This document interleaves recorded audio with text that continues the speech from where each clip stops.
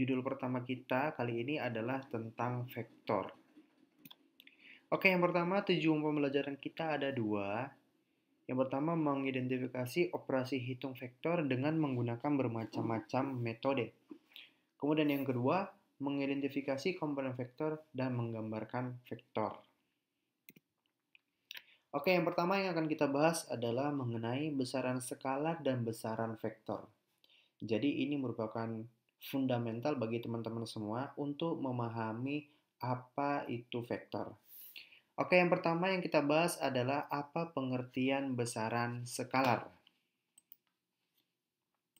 Besaran skalar merupakan besaran yang memiliki nilai tetapi tidak memiliki arah. Oke, jadi di sini teman-teman harus paham apa perbedaan antara nilai dan tidak memiliki arah. Di sini saya sudah memberikan contohnya. Contohnya adalah massa.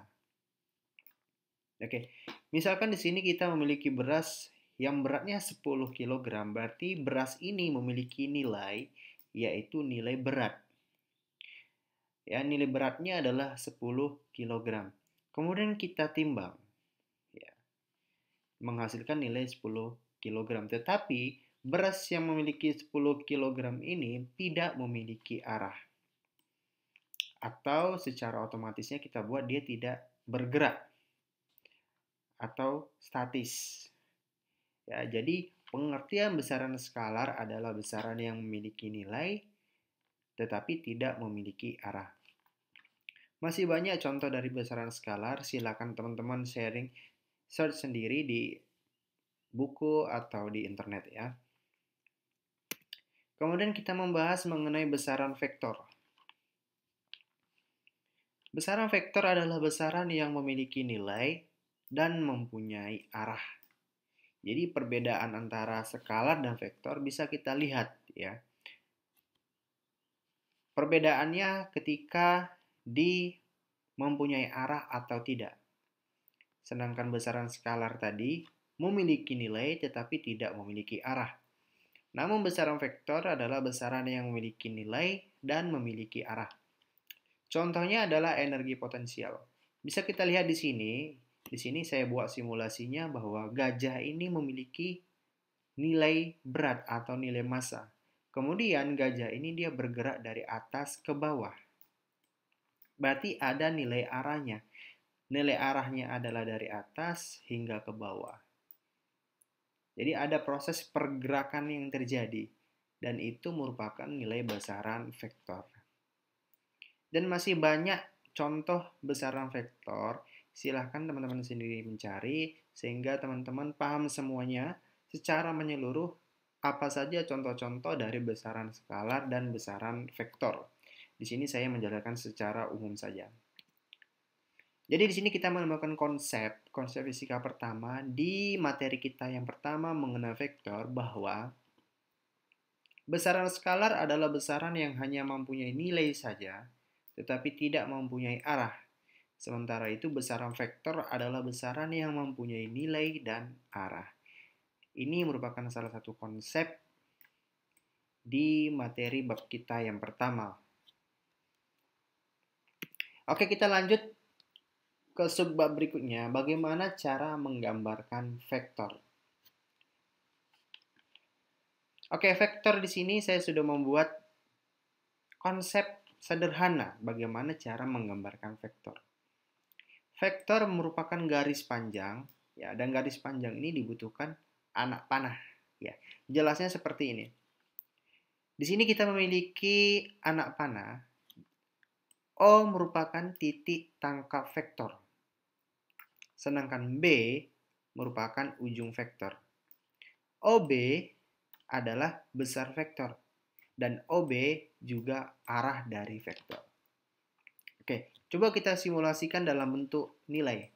Di sini AB ya, panjangnya ini 50 meter. Panjangnya ini berarti besarnya, besar AB itu sebesar 50 meter. Arah vektor AB di sini sudah ada nilainya kan, 30 derajat. Berarti arah vektor AB 30 derajat. Jadi ini merupakan komponen penting bagaimana caranya supaya kita paham untuk menggambarkan vektor. Kita harus tahu mana titik tangkap vektor dan mana ujung vektor. Ya, ujung vektor itu biasanya ditandai dengan anak panah dan titik tangkap vektor itu tidak memiliki anak panah. Kemudian masih di bagian menggambarkan vektor, di sini juga kita harus penting bagaimana cara penulisan vektor yang benar. Jadi penulisan vektor di sini terdiri dari dua, ya. Ada lambang vektor dan ada besar vektor. Biasanya untuk lambang vektor ditandai dengan tanda panah di atasnya, ya. Bentuk notasinya seperti ini. Ini salah satu contoh percepatan dan ini adalah gaya, berarti ini merupakan besaran vektor. Oke, besaran vektor. Tetapi ini merupakan salah satu lambangnya. Kemudian bagaimana caranya untuk menentukan besar vektor? Untuk menentukan besar vektor digambarkan seperti ini, ya. Oke. Jadi ini untuk menentukan lambang vektor dan ini untuk menentukan besar vektor. Penulisan vektor yang benarnya. Kemudian di sini kita buat perbandingan. Yang pertama, ada dua vektor dikatakan sama jika besar dan arahnya sama. Oke, jika dua vektor dikatakan sama, maka besar dan arahnya sama. Contohnya seperti ini. Besarnya sama sebesar 50, 50, tetapi arah vektornya juga sama, ya, 30, 30. Ini jika dua vektor dikatakan sama. Kemudian kalau misalkan kita buat dua vektor dikatakan berbeda, berarti mungkin besarnya sama tetapi arahnya tidak sama. Di sini besarnya sama sebesar 50, tetapi arahnya berbeda. Yang ini sebesar 30 derajat dan ini sebesar 120 derajat.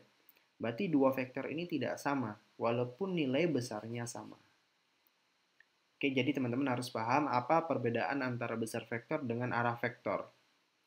Arah vektor itu biasanya dalam bentuk sudutnya, ya, sedangkan besar vektor itu berapa nilai dari vektor tersebut.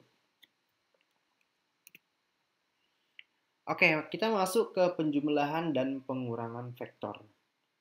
Jadi sifat vektor itu dapat dijumlahkan atau dikurangkan, sehingga menghasilkan suatu hasil di mana hasilnya ini dikatakan sebagai resultan vektor.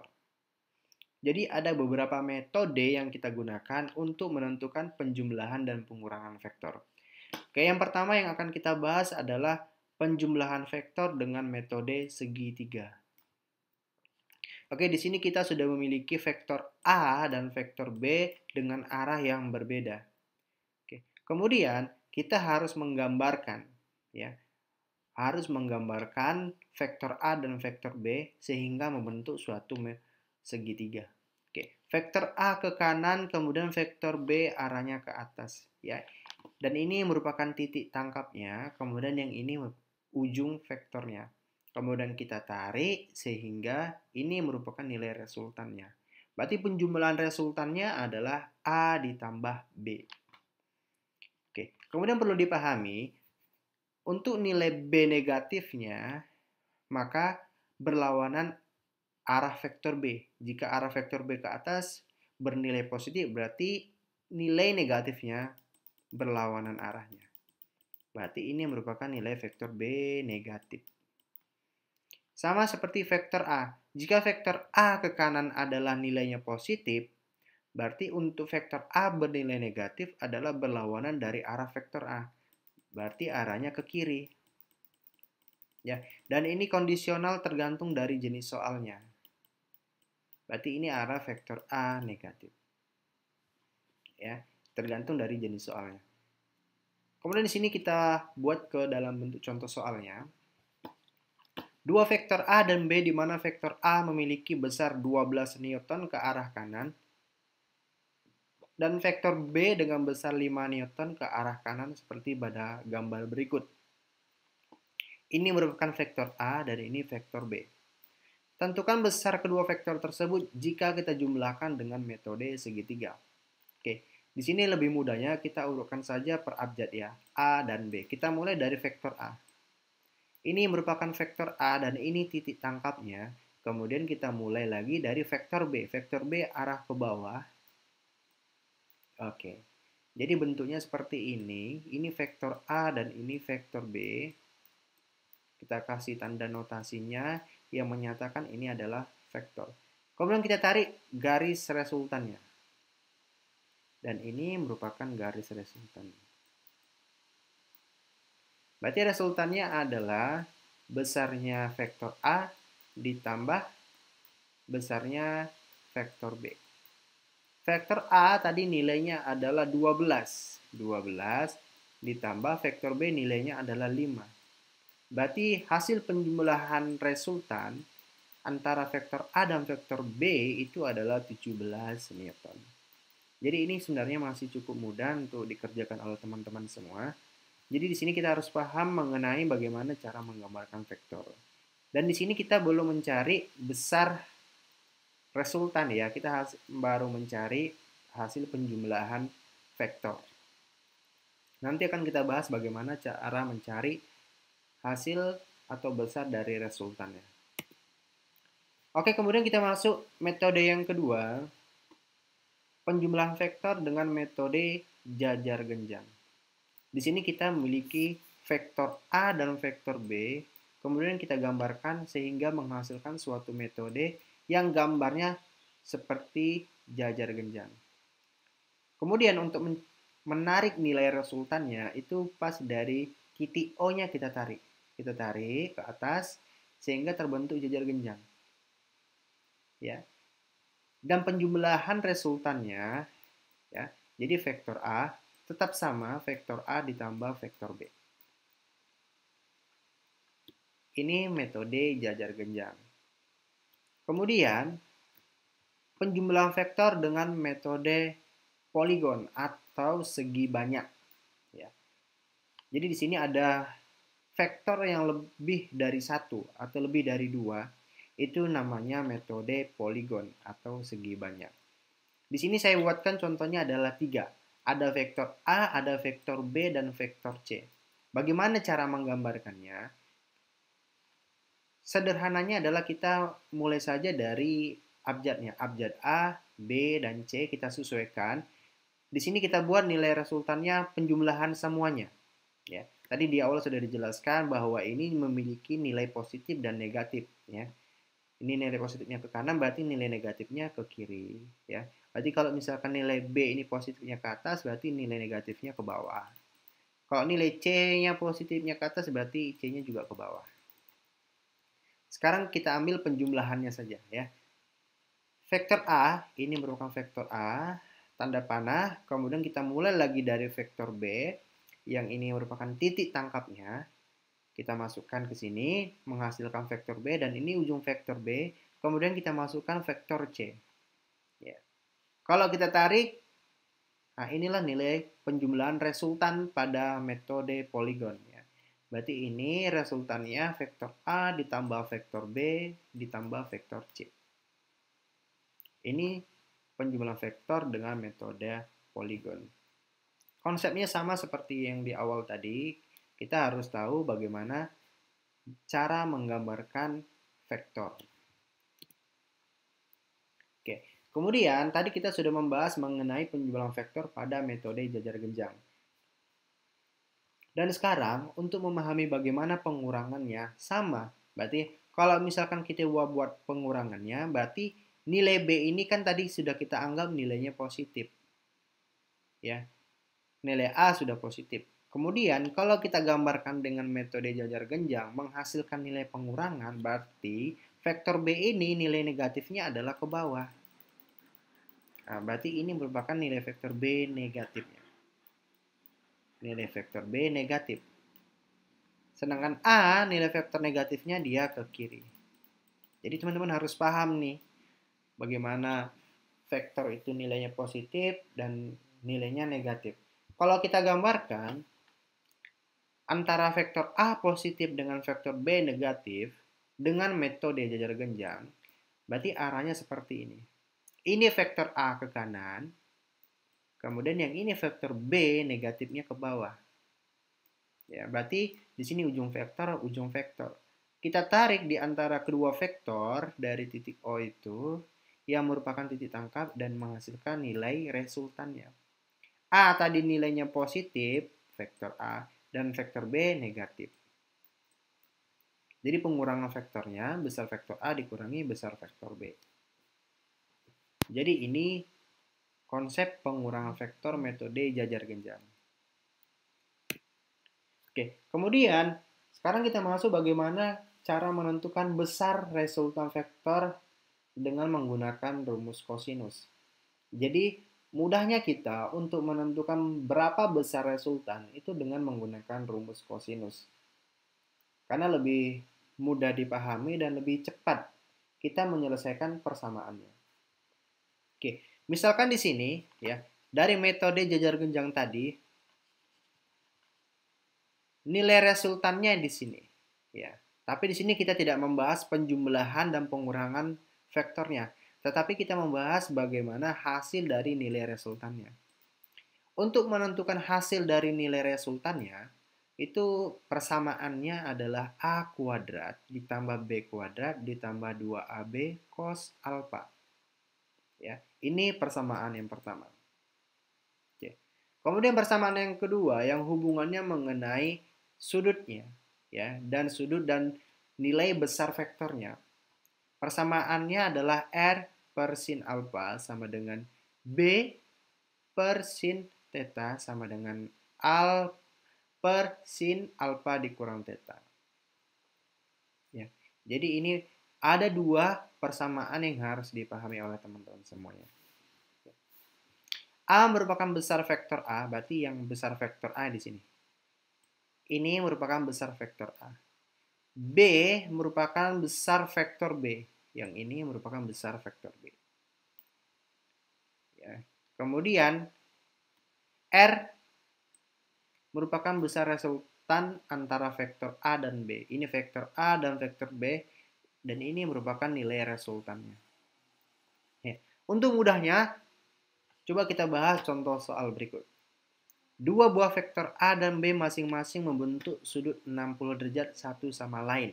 Oke, vektor A dan vektor B.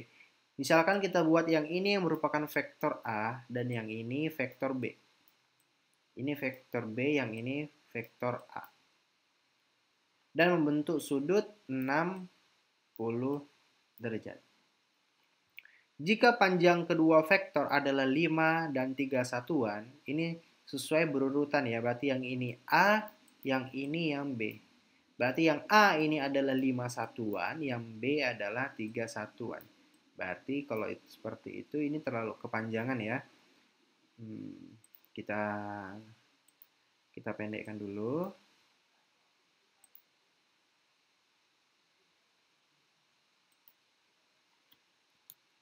Oke.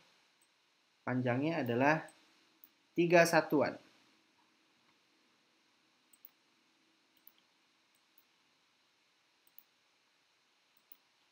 Yang ini panjang dari vektor B.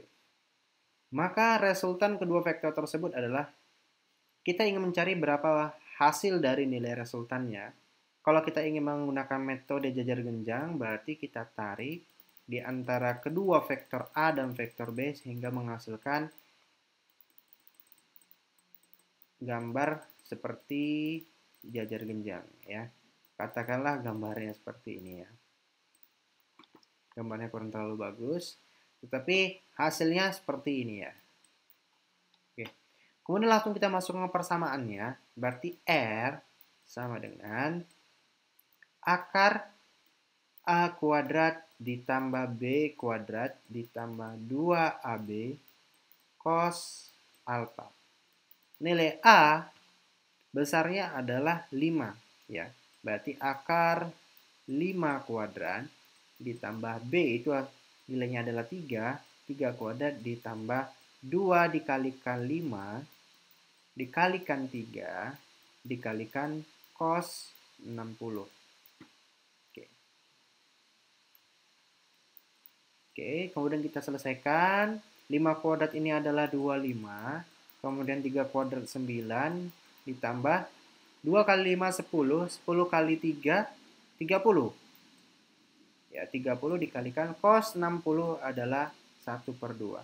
Jadi teman-teman semua harus hafal ya nilai sinus, kosinus, tangen dari sudut-sudut istimewa. Itu merupakan prasyarat bagi teman-teman semuanya agar bisa menyelesaikan soal-soal pada vektor. Kemudian di sini kita selesaikan, di sini 30 dibagi 2, 15. Ya. Kemudian kalau kita selesaikan, berarti hasilnya di sini adalah 49. Akar dari 49 berapa? Hasilnya adalah 7. Berarti resultan dari kedua vektor A dan B ini sebesar 7 satuan.